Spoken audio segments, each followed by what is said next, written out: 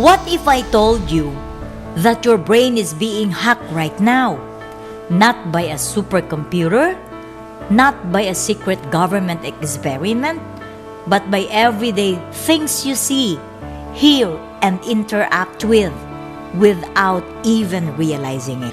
From the way social media controls your emotions, to how advertisers make you spend money you don't have, to why politicians know exactly how to make you believe in them, your thoughts aren't as free as you think. Let's uncover the psychological tricks that are hacking your mind without your permission. Ever wonder why you can't stop scrolling? It's not your fault. Apps use dopamine hacking, a psychological trick that keeps you addicted. Every like, comment, or notification triggers a mini dopamine rush, the same chemical released when people gamble or take drugs. But here's the catch. Over time, your brain needs more to feel satisfied. So you keep scrolling, hoping for that next big hit. And that's just the beginning. Think you make your own shopping decisions? Think again. Companies use psychological nudges to manipulate you. Here's how. Ever noticed how supermarkets put essentials like milk and eggs at the back?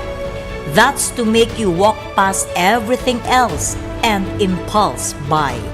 Why do restaurants use red and yellow in their logos? Because these colors trigger hunger and urgency.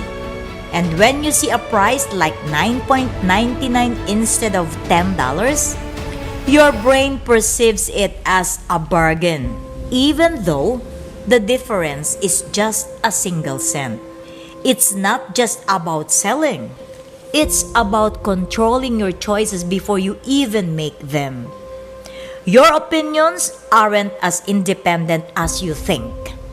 The media has mastered framing, a psychological technique that influences how you see an issue.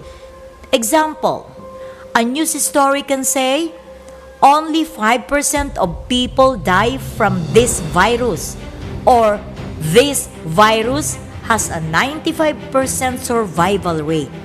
Both statements mean the same thing, but the first one makes you panic, while the second makes you feel safe.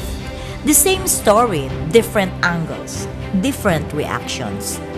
And this is how the media shapes what you believe. Ever feel like you're being forced to take sides?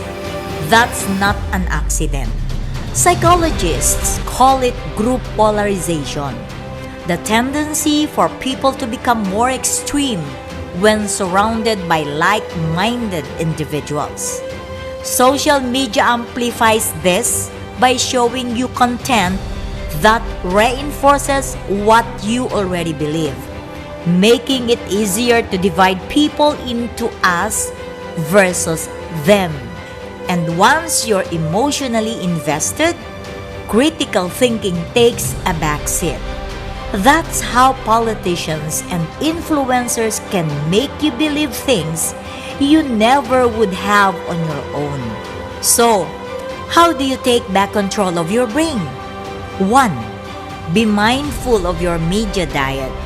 Don't just consume. Analyze. Ask, who benefits if I believe this? 2. Use social media intentionally. If an app makes you feel worse, set limits or take a break. 3.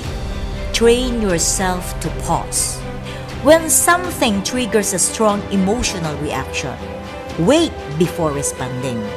That's often the first sign of being manipulated. Your brain is powerful, but in today's world, it's also vulnerable.